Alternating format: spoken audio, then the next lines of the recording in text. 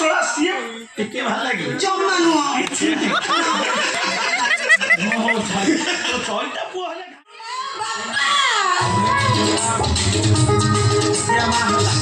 ବାପା ଲୋ! ଆଉ କିଏ ରହିଲା କିଏ ରହିଲା କିଏ ରହିଲା ବାପା ଲୋ! ଜମା ବାହାରୁନି। ଏଇ ସକାଳୁ ସକାଳୁ 10 ମାଇପେ କରି ଆଇବି ମୋଟ 6 ମାଇପେ ମନେ ପଡୁଛି ଆଉ 4 ମାଇପେ ମନେ ପଡୁନି ବେ। କଣ କହିଲ ଏଇ ଟିକେ ଆଗରୁ ସକାଳୁ ସକାଳୁ ତମେ କରିକି ଆଇଛ? ହଁ ଲୋ ମା ଏଇ ସକାଳୁ ସକାଳୁ 10 ମାଇପେ କରି ଆଇବି ମୋଟ 6 ମାଇପେ ମନେ ପଡୁଛି ଆଉ 4 ମାଇପେ ମନେ ପଡୁନି। ସକାଳୁ ସକାଳୁ କରିକି ଆଇଛ ହେଲେ କାହାକୁ? ଇଲୋ ମା ଏ ଯୋଉ ଆମର ପାଟର ଢେପର 2 ଭଣ ଯୋଉ ଅଛି ଇଲୋ ସାର ତଳେ ରହିବା ପାଇଁ 10 ମାଇପେ ଗଲି ମୋଟ 6 ମାଇପେ ମନେ ପଡୁଛି ଆଉ 4 ମାଇପେ ମନେ ପଡୁନି। ଓହୋ ପାଟ ଜମି ତଳି ରୁଆ ହବ ବୋଲି ତମେ 10 ଜଣ ଲୋକ କରିଛ? ମୁଁ ଭାବିଲି ଆଉ କଣ ନା। ଇଲୋ ମୋର କୌଣସି ଆଇଁଷିଣିଆ ଦୋଷ ଅଛି? ହଁ ଟିକେ ଯାହା ଥିଲା ତୋ ବୋଉ ମଲା ମୋର ଆଉ କିଛି ନା। ଜମା ମିଛ କୁହନି। ଏବେ ଖାଲି ଗୋଟେ ଦୋଷ ଅଛି ଖାଲି କାଠି ବାଡ଼େଇଲା। ହେଲୋ ମା ଇଲୋ କଣ ଗୋଟେ କହୁଥିଲୁ ବାହାରୁନି? ହଁ ବାପା ଜମା ବାହାରୁନି। ଇଲୋ କଣ ବାହାରୁନି? ବୁଝିଲ ବାପା? ପାଣି ପାଣି ବାହାରୁନି। ପାଣି ବାହାରୁନି? ବୁଲା ଭାଇକି କହିଲି ସେ ପୁରେଇଲା ବାହାରିଲାନି। ବାବୁଲା ଭାଇକି କହିଲି ସେ ପୁରେଇଲା ବାହାରିଲାନି। ଚୈତକୁ କହିଲି ସେ ପୁରେଇଲା ହେଲେ ଘାଣ୍ଟିଲା ଘାଣ୍ଟିଲା ଘାଣ୍ଟିଲା ଘାଣ୍ଟିଲା ତଥାପି ବାହାରିଲାନି। ଇଏ ଶଳା ଏକାଥରେ ଏତେ ଲୋକ ପୁରେଇ ହଁ ବାପା ହଁ। ଶଳା ବୁଲା ଭାଇ କହିଲୁ ଏ ରାଣୀ ଛୁଆ କାଠଟା ବାହାର ନଥିବ। ବାବୁଲା ଭାଇ କି କହିଲୁ ହିରା ଶଳା ସିଏ ଟିକେ ଭଲ ଲାଗେ ଜମା ନୁହଁ। ଚଇଟା ପୁଅ ହେଲେ ଘାଣ୍ଟିଲା ବାହାରିଲାନି ନାଇଁ ଛାଡେ ସେ କଥା। ଓ ଶଳା ବୁଝିଲି ବୋଧେ ତା ସାଇଜଟା ଛୋଟ ଥିବ। ନା ବାପା ସାଇଜ ଛୋଟ ନୁହଁ। ଆମ ଘରେ ଯୋଉ ପାଇପ ଅଛି ତାଠାରୁ ଏତେ ମୋଟା ହେଲେ ପୁରେଇଲେ ଘାଣ୍ଟିଲେ ଜମା ବାହାରିଲାନି। ଶଳା ବୁଝିଲି ଏ ଶଳା ପାଇବର ଦୋଷ ନାହିଁ କି ପାଣିର ଦୋଷ ନାହିଁ କି ସେ ଶଳା ପୁରେଇକିରି ଘାଣ୍ଟିଆ ବାଲା ଦୋଷ ନାହିଁ। ସବୁ ଦୋଷ ହେଉଛି ସେ ଶଳା ମଟରର। ଏ ମଟରଟା 1.5 ଦିନ ହେଲାଣି ଖରାପ ହେଇଛି। ଶଳା ମାର୍କେଟରୁ ଗଲି ସେ ଶଳା ମିସ୍ତ୍ରୀକି ଡାକିବା ପାଇଁ ମିସ୍ତ୍ରୀ କହିଲା ମଉସା ତମେ ଯାଅ ଏଇ 1.5 ଘଣ୍ଟା ଭିତରେ ମୁଁ ଯାଇ ପହଞ୍ଚୁଛି। ରାନ୍ଧି ଛୁଆ 1.5 ଘଣ୍ଟା କଣ 2 ଘଣ୍ଟା ଅଧା ହେଲାଣି ଘରେ ଆସିଲ। କୋଉଠୁ ଗଲା କୋଉଠୁ? ହ୍ୟାଲୋ ମୋଦି କଣ ତୋ ପାଣି ବାହାରିଲା? ହଁ ମୋ ହାତ ମାରୁଛି ମାନେ ତୋ ପାଣି ବାହାରିଥିବ ଆଉ। ହଁ ରଗ ରଗ।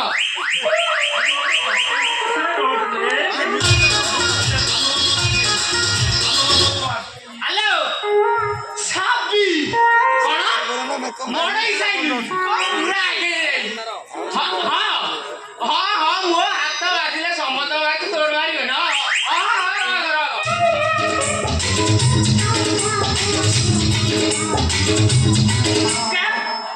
ନମସ୍କାର। ନମସ୍କାର ଏ ବାହାରିବନି। ଆଜ୍ଞା ଏଇଟା କୁଠା ସାହୁ ଘର କି?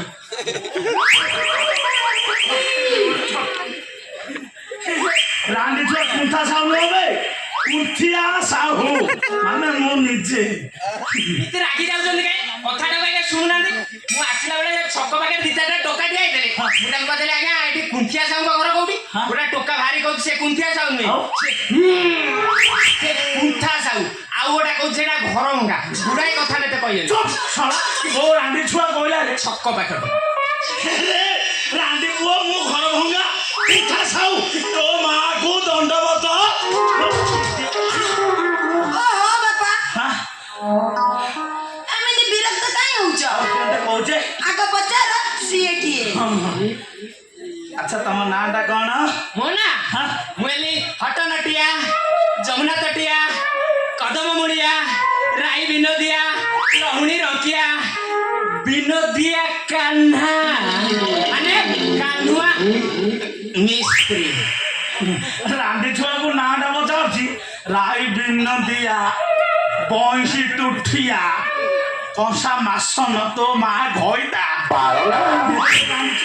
ଡାଇରେକ୍ଟ ତୋ ନାଁଟା କୋଉ କାହ୍ନୁଆ ମିସ୍ତ୍ରୀ ଏତେ ଲମ୍ବଉଛୁ କାହିଁକି ବେ?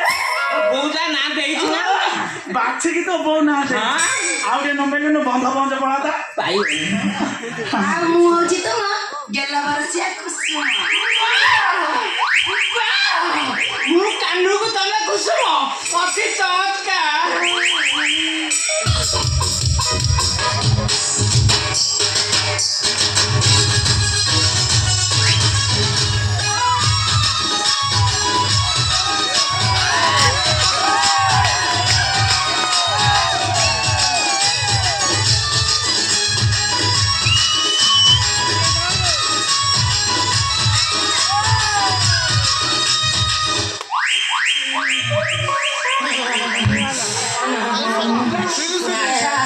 ଆଚ୍ଛା ତମର ହେଇଛି ଅଭଦ୍ର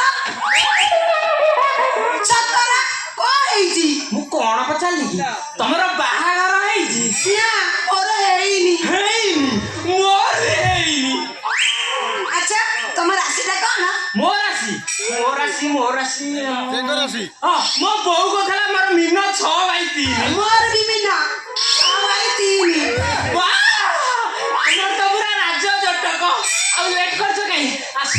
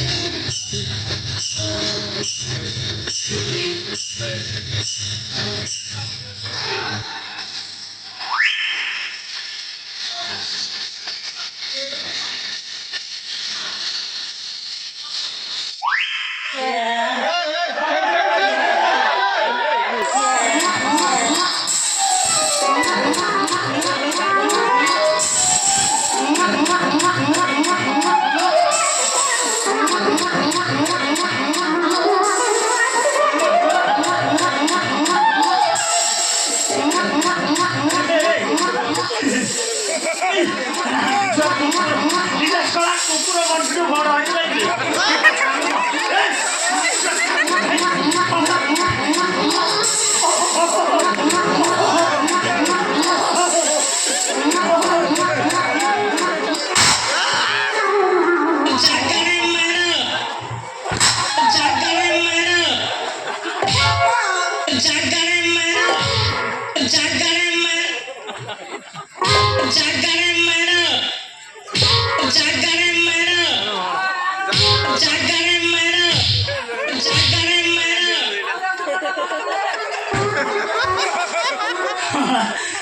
ଛୁଆ ଜାଗାରେ ମାଡରେ ହୁଅ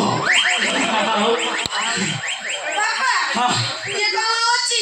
ମରିଗଲା। ଇଏ ଶଳା ମରୁ ଇଏ ଶଳା ଆରବରେ ହିଷ୍ଟ୍ରିଆ ଶଳା ସେ ଖଣ୍ଡମଣ୍ଡଳରେ ପାଇବନି ଆଉ ମୋ ପାଣି ବାହା କରିବ କିଏ? କିଏ ଇଏ ଅଛି ସିଏ ବାହା କରିପାରିବେନି। ଇଏ ଶଳା କାଠୁଆଟା ଆମେ ମାର୍କେଟରେ ଆଉ ଗୋଟେ ମିସ୍ତ୍ରୀ ଆଣିଦେଲା ନା ଆଉ ଆଉ ଗୋଟେ ମିତ୍ର ଡାକିବ। ହଁ। ହେଲେ ମୋ ପ୍ରେମ ମୋ ଭଲ ପାଇବା ମୁଁ ଦେଖିଥିବା ସ୍ୱପ୍ନ ଇଏ ଶଳା ତୁ ୟା ଭିତରେ ପ୍ରେମ କରି ସାଇଲୁଣି ଭଲ ପାଇ ସାଇଲୁଣି ଭଲ ପାଇ ପରି ସ୍ୱପ୍ନ ଦେଖି ସାଇଲୁଣି କାହିଁ ଏ କଥା ତ ମୁଁ ଜମା ଜାଣିନି ଏଇ ତ ତାକୁ ଦେଖୁ ଦେଖୁ ପ୍ରେମ କରି ବସିଥିଲି ଭଲ ପାଇ ବସିଥିଲି ବାହା ହେଇ ସଂସାର କରି ବୋଲି ବସିଥିଲି ହେଲେ ତମକୁ ପ୍ରେମକୁ ଭଲ ପାଇ ଜାଳି ପୋଡ଼ି ପାଉଁଶ କରିଦେଲ ବାପା।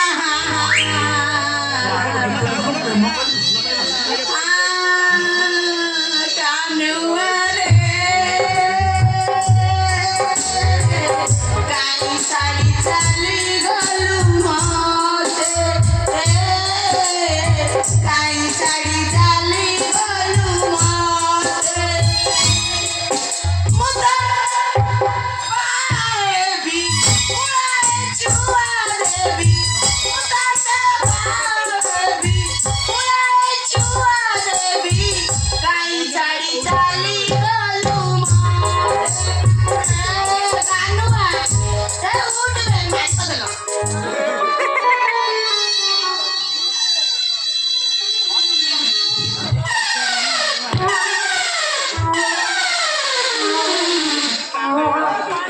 ଉଠିଲା ଏଥର ପାଣି ଝରିବ।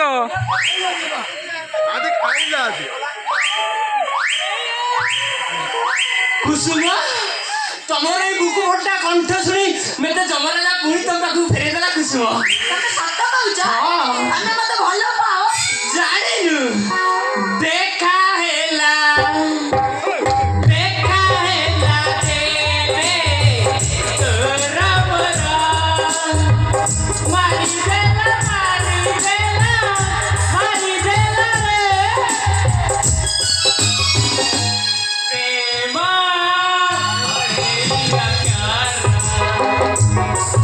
ଏ ପ୍ରେମ ବଢ଼େଇଲା ପ୍ୟାର।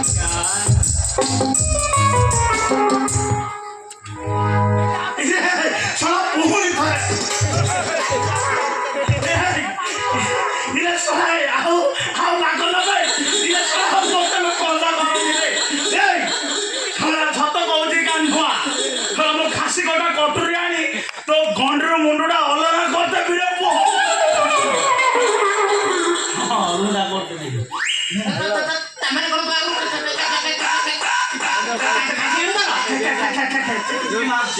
ଓଲଟେଇ ଦେବି।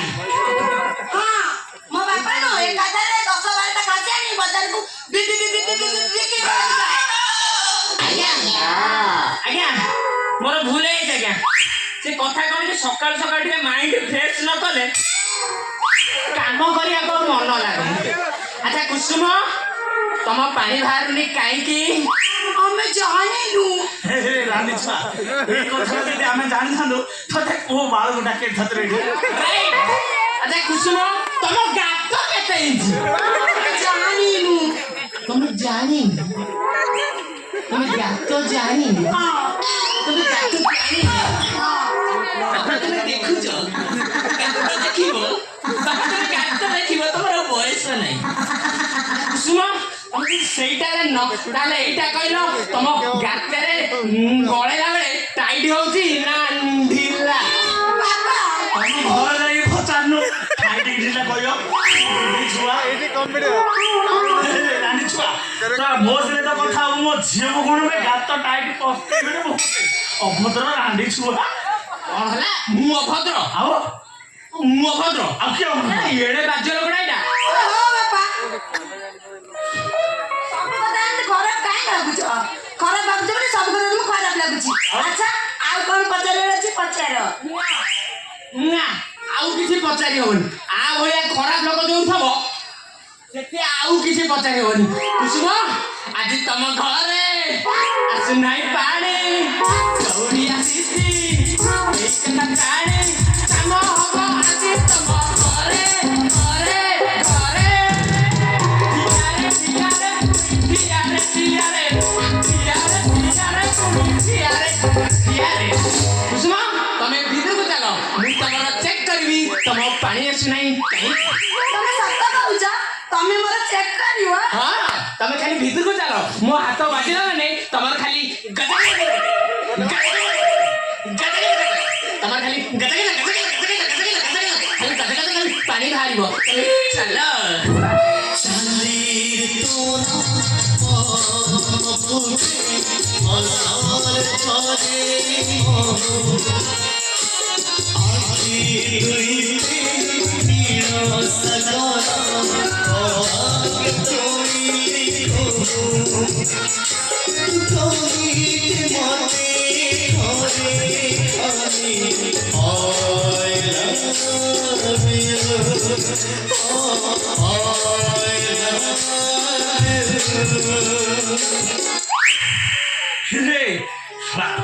ମତେ ଯାଇ ଦେଖିବାକୁ ହବ ଏ ଶଳା କାହ୍ନୁଆ କୋଉ ମୋଟରରୁ ପାଣି ବାହାର କରୁଛି।